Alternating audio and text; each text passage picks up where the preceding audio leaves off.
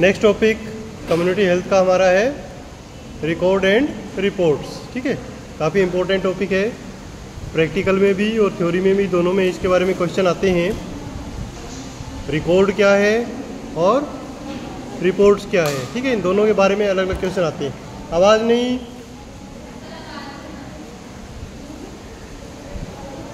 और वैसे तो ये एक शब्द एक जैसा सही लगता है कि रिकॉर्ड एंड रिपोर्ट ज़्यादातर एक साथ यूज़ होते हैं, ठीक है ना, बट बेसिक एक डिफरेंस दोनों में होता है, वो आपको इस लेक्चर से समझ आ जाएगा।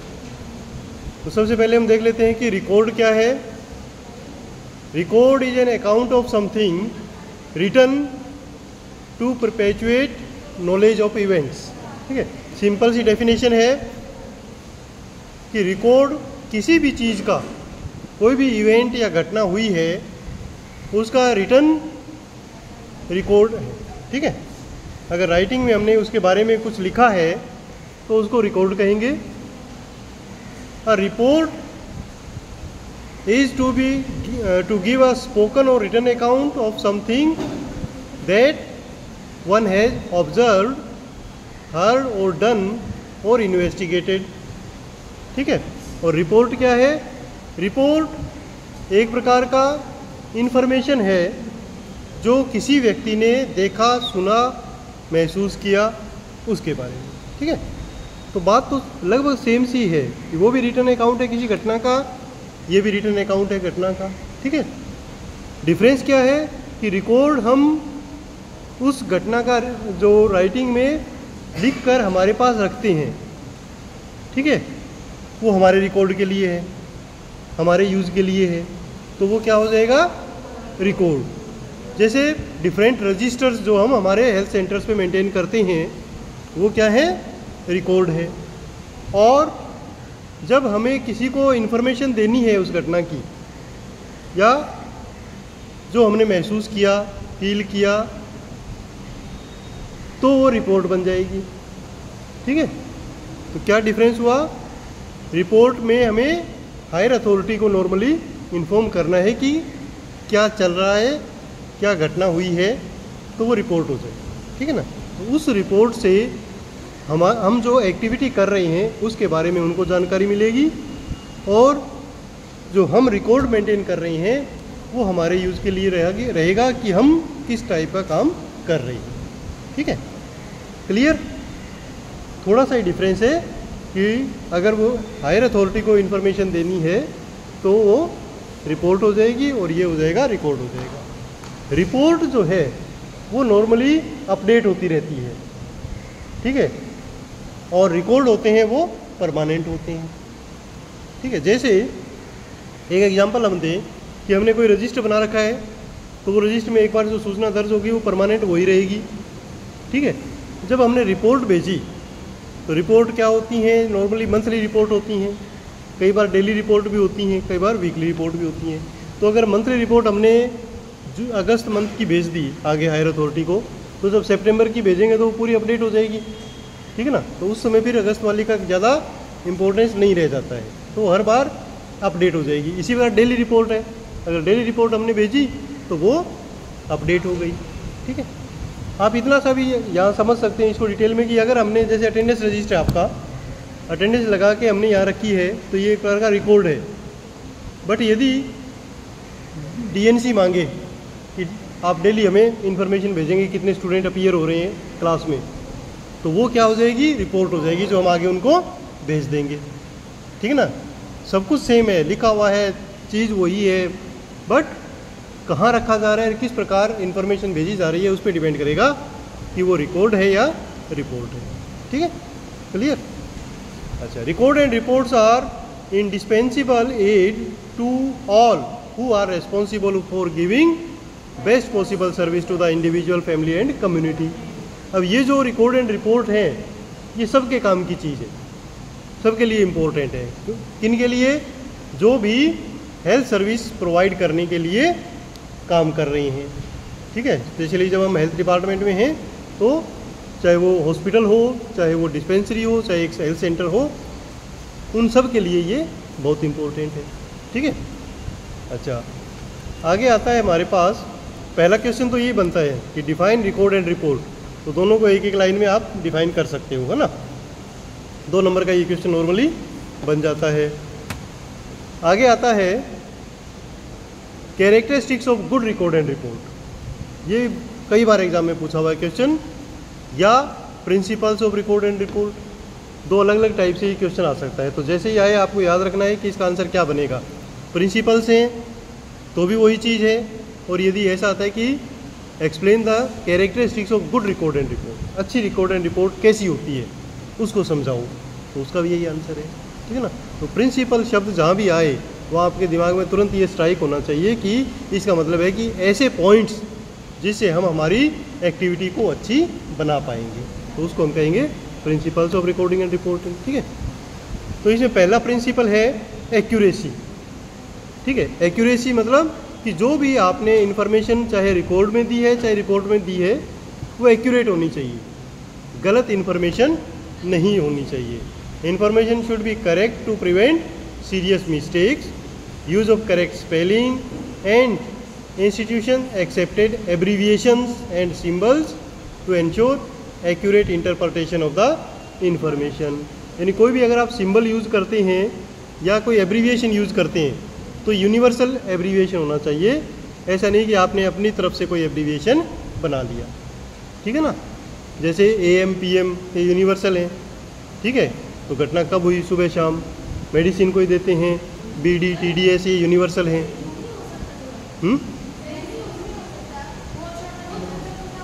एक्चुअली ये इसमें लिखा ही छोटा हुआ है, बड़ा करेंगे ना तो ये उससे बाहर चला जाएगा।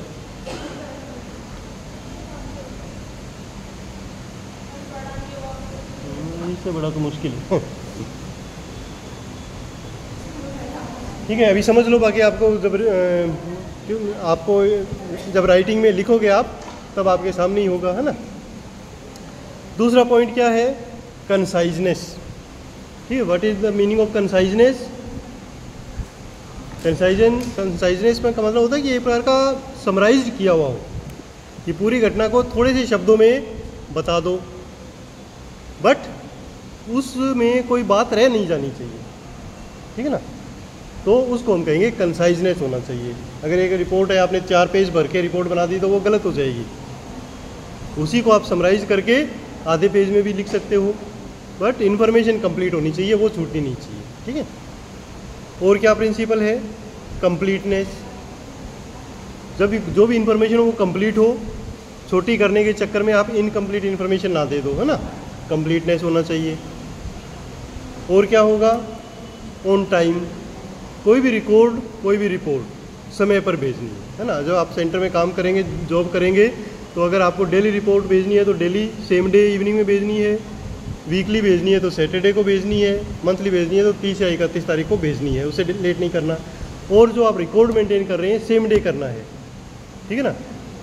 अब एक सिंपल सा एग्जांपल ले लेते हैं। अगर कोई मॉनिटर क्लास का है और वो कहे कि मैं अटेंडेंस आज कि कल लगा दूंगी, अभी मेरे दिमाग में है भी कौन एब्सेंट है, बट कल आओगे तो हो सकता है आप भूल जाओ, हो सकता है कल आप छुट्टी कर लो, फिर परसों आओ तो भूल जाओ, है ना।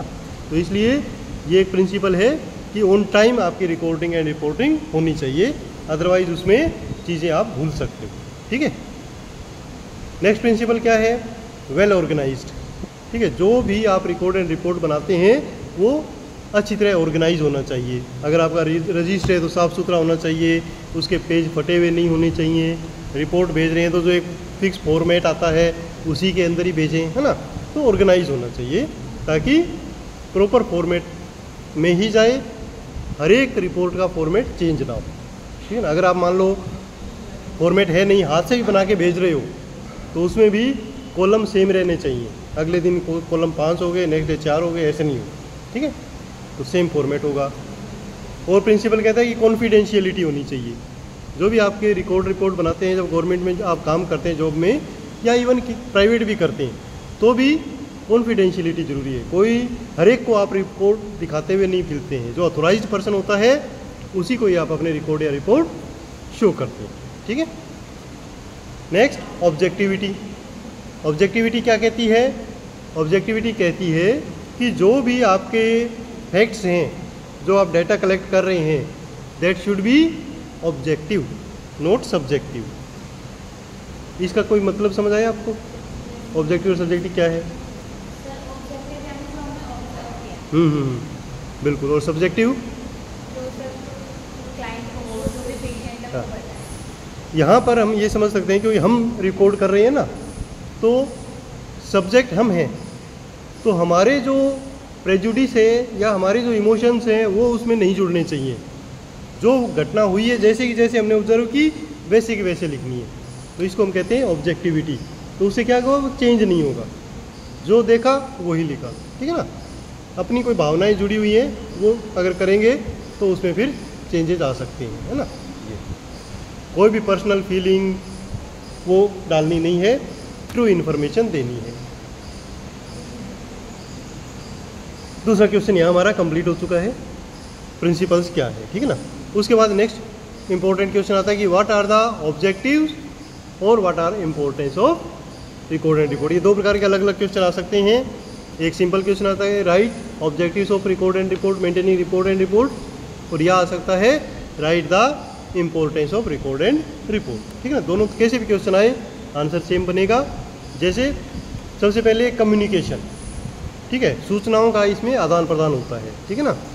Record and report are a way to communicate about events and facts to others and to higher authority, ठीक है ना। हायर अथॉरिटी को भी हम इन्फॉर्म करते हैं रिपोर्ट के माध्यम से, और हमारे जो स्टाफ हैं उनको लिए हमारे पास रिकॉर्ड रहता है हमेशा, है ना। तो इस प्रकार एक प्रकार का वे ऑफ कम्युनिकेशन बनता है।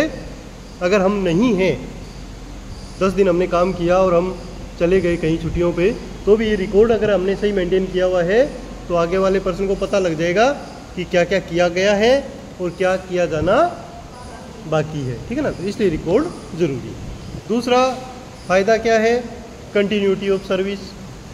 अगर प्रॉपर रिकॉर्ड है तो सर्विस की कंटिन्यूटी रहेगी।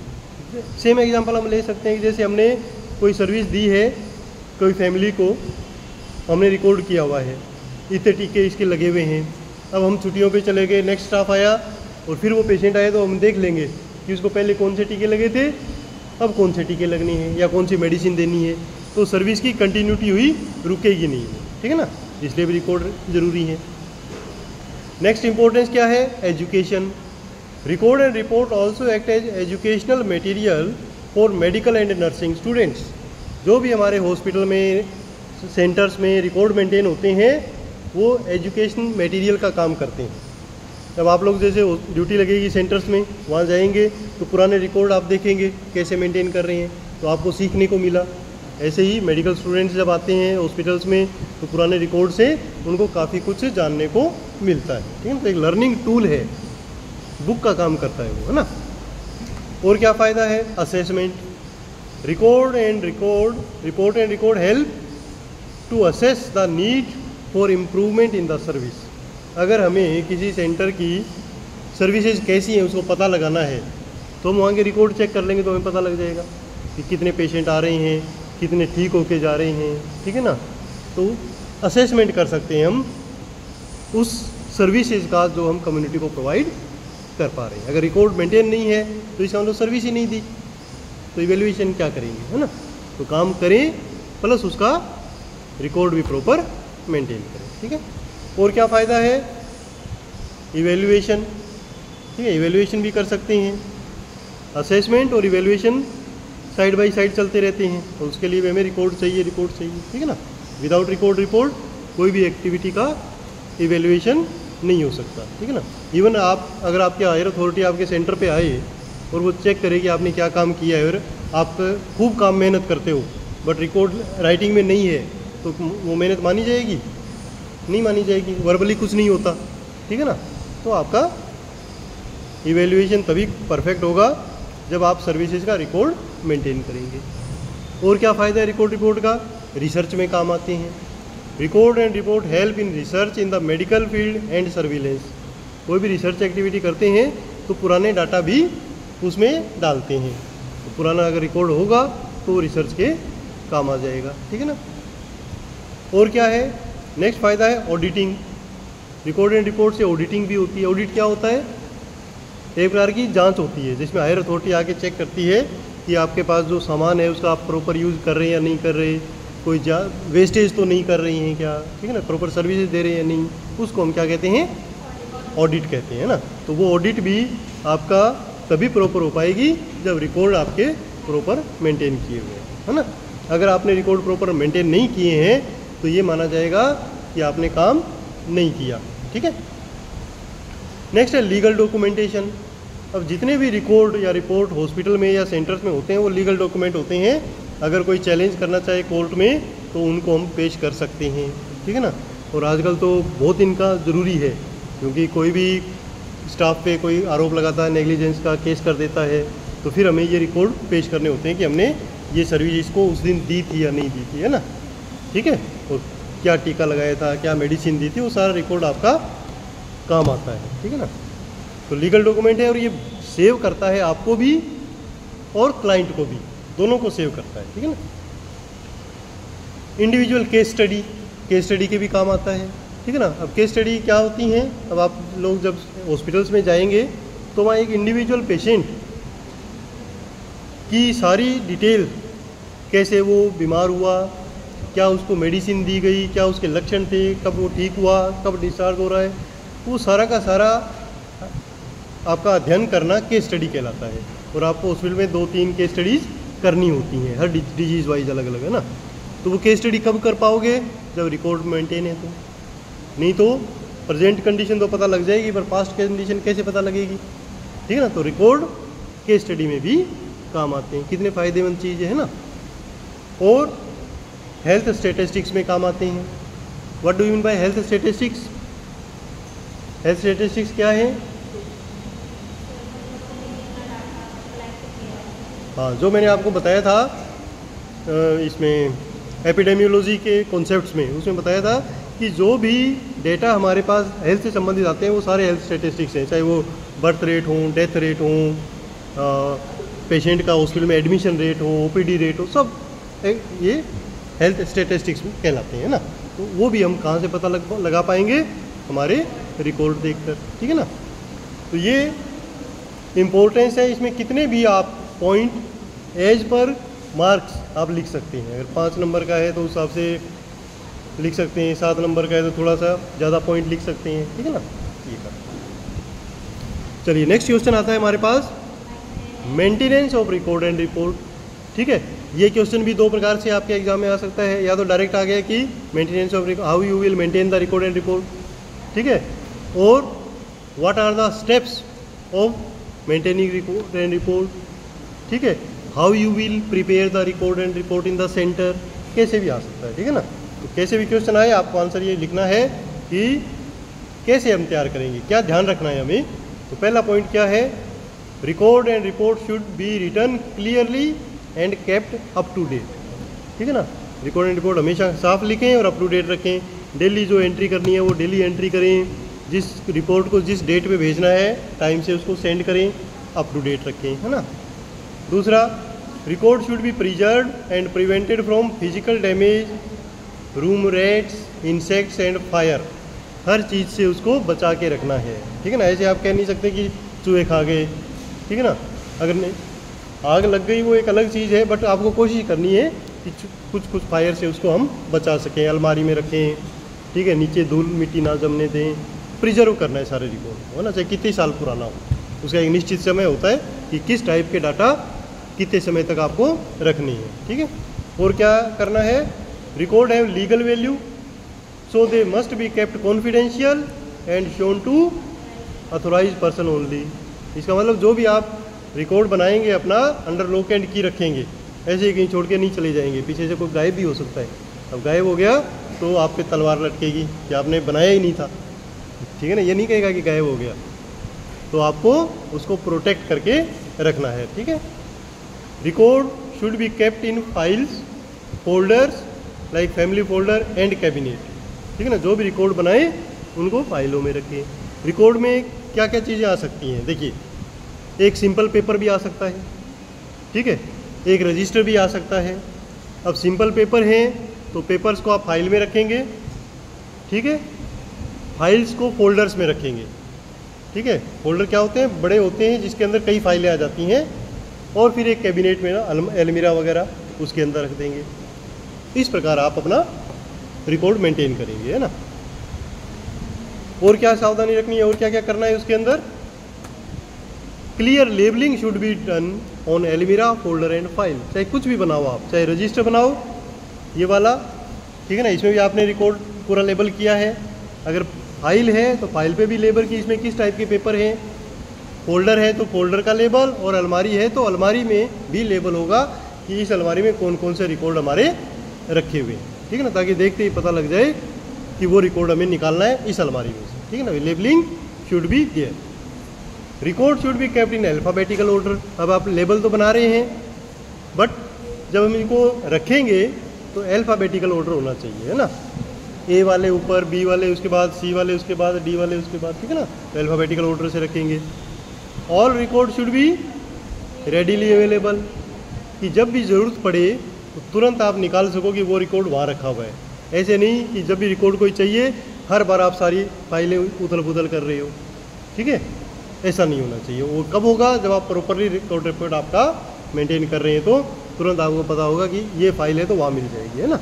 ऐसे a perfect filing system should be developed for record. तो प्रॉपर फाइलिंग सिस्टम एक होना चाहिए आपके सेंटर में रिकॉर्डिंग करने के लिए, ठीक है। जब आप जॉब करेंगे तो ये चीज़ें आपके बहुत काम आएंगी। अब एक लास्ट क्वेश्चन कई बार एग्जाम में आता है, जो पुराने क्वेश्चन पेपर देखेंगे तो उसमें ये पूछा हुआ है कई बार कि right the record and report maintain in the sub centre. कि नॉर्मली आप लोग सब सेंटर पे काम करते हैं तो सब सेंटर का पूछ सकते हैं, पीएचसी का भी पूछ सकते हैं, वैसे सीएचसी का भी पूछ सकते हैं, पर यहाँ पर हम लिख रहे हैं जो ज़्यादातर पूछे जाती हैं, ठीक है। तो सब सेंटर के रिकॉर्ड पूछे जाती हैं, तो ये लिस्ट यहाँ पर दी हुई है, वो सारी की सारी आपको एक सब सेंटर में होनी चाहिए, बनानी चाहिए, और एग्ज़ाम में आए तो आपको लिखना चाहिए। सबसे पहले summary of the villages including map, कि जो उस सब सेंटर के अंडर में गांव हैं उन सब की समरी, की कौन सा गांव है, कितना किलोमीटर है हमारे सब सेंटर से, कितनी उसकी पॉपुलेशन है, और उसका मैप वो एक फाइल में हो, ठीक है। दूसरा एलिजिबल कपल रजिस्टर, ये हमने कल परसों डिस्कस किया था कि एलिजिबल कपल कौन है, उनका पूरा रिकॉर्ड होना चाहिए विलेज वाइज। 4 विलेज हमारे अंडर में है तो 4 एलिजिबल कपल रजिस्टर होंगे। उसके बाद मेल स्टरलाइजेशन केस रजिस्टर, ठीक है। मेल स्टरलाइजेशन मतलब जिनका पुरुषों का नसबंदी की हुई हो, ठीक है, या करनी है या उनको मोटिवेट करना है, तो ऐसे रजिस्टर अलग रखेंगे। इसी प्रकार फीमेल स्टरलाइजेशन केसेस भी, जो परमानेंट ऑपरेशन फीमेल्स का उस गांव में करवाया हुआ है, उनके अलग रजिस्टर मेंटेन करने हैं। IUCD केसेस, उनका रजिस्टर एक अलग मेंटेन करेंगे। IUCD केसेस कौन से होते हैं, क्या क्या उसमें लिखेंगे? जिनको IUCD इंसर्ट किया। IUCD क्या है? इंट्रा यूट्राइन कॉन्ट्रासेप्टिव डिवाइस, ठीक है ना। और सबसे बड़ा एग्जांपल कॉपर टी है, ज़्यादातर कॉपर टी इंसर्ट करते हैं ना, तो कॉपर टी किन किन को इंसर्ट की हुई है अपने गांव में उसकी लिस्ट होगी, ठीक है। और ANC रजिस्टर, ANC रजिस्टर में क्या मेंटेन होगा? ANC रजिस्टर का मतलब एंटीनेटल रजिस्टर, जो भी प्रेग्नेंट लेडीज़ इस गांव में हैं उनका उसमें नाम होगा, ठीक है। इनको हमें एंटीनेटल सर्विसेज देनी है। और क्या है? कॉन्डम डिस्ट्रीब्यूशन रजिस्टर, ठीक है। कॉन्ट्रासेप्टिव्स में जिन जिन को कॉन्डम डिस्ट्रीब्यूट करेंगे हर गांव में उनका अलग नाम होगा, ठीक है, रिकॉर्ड होगा पूरा, वो लोग यूज़ कर रहे हैं। ओरल पिल्स रजिस्टर, ये भी कॉन्ट्रासेप्टिव मेथड है फीमेल्स के लिए, उनका एक अलग रजिस्टर होगा। जब आप सेंटर्स में जाएंगे ना, ये सारे रजिस्टर आपको वहाँ मिलने वाले हैं, नहीं हो तो आपको बनाने हैं, ठीक है। PNC रजिस्टर, पोस्टनेटल केयर जिनको देनी है, तो इसको भी हम 2 ग्रुप में डिवाइड कर लेते हैं कि ऐसे PNC केसेस जहाँ पे 1 साल तक के बच्चे हैं और जहाँ 1 साल से ज़्यादा बड़े बच्चे हैं उनका भी रिकॉर्ड हम रख लेंगे, ठीक है ना। इसके अलावा MTP केसेज रजिस्टर, MTP क्या होती है, ठीक है ना। तो मेडिकल टर्मिनेशन ऑफ प्रेगनेंसी जिनका करना है या किया है उनका अलग रजिस्टर होगा, तो हमें पता लग जाएगा कि 1 महीने में कितने MTP यहाँ हुए हैं, ठीक है। बर्थ रजिस्टर और डेथ रजिस्टर, जो भी यहाँ बर्थ हुई डेथ हुई उनका रिकॉर्ड। आशा फॉलोअप रजिस्टर, हमारे सब सेंटर में के अंडर में कितनी आशाएं होंगी? कम से कम 4, ज़्यादा भी हो सकती हैं, क्योंकि एक विलेज अगर 1000 पॉपुलेशन का है तो 1 आशा, 2000 की है तो 2 आशा, तो 4 से 5 हो सकती हैं, है ना। उन सब का रजिस्टर, कितनी आशाएं हैं, वो क्या क्या एक्टिविटीज़ कर रही हैं। और malaria slide taken and radical treatment register, ठीक है ना, जिन जिनको मलेरिया के लिए स्लाइडें ली गई हैं और जिनको ट्रीटमेंट दिया गया है मलेरिया का, उनका एक मलेरिया रजिस्टर अलग हो जाएगा। और क्या हो सकता है, disease morbidity and mortality register, ठीक है ना, जिसमें कौन सी बीमारी के केसेज आए और अगर किसी बीमारी से डेथ हुई है तो उसका मोर्टेलिटी रजिस्टर, ठीक है ना, इस प्रकार रजिस्टर मेंटेन करेंगे। वाटर सोर्स प्योरीफिकेशन रजिस्टर, ये क्या है, अब ये जो वाटर सोर्स प्योरीफिकेशन रजिस्टर ये यहाँ आपको नहीं मिलेगा अर्बन एरियाज़ में, क्योंकि यहाँ तो मोस्टली दिल्ली जल बोर्ड से सप्लाई हो रही है या कोई भी वाटर वर्क्स है वहाँ से सप्लाई होगी।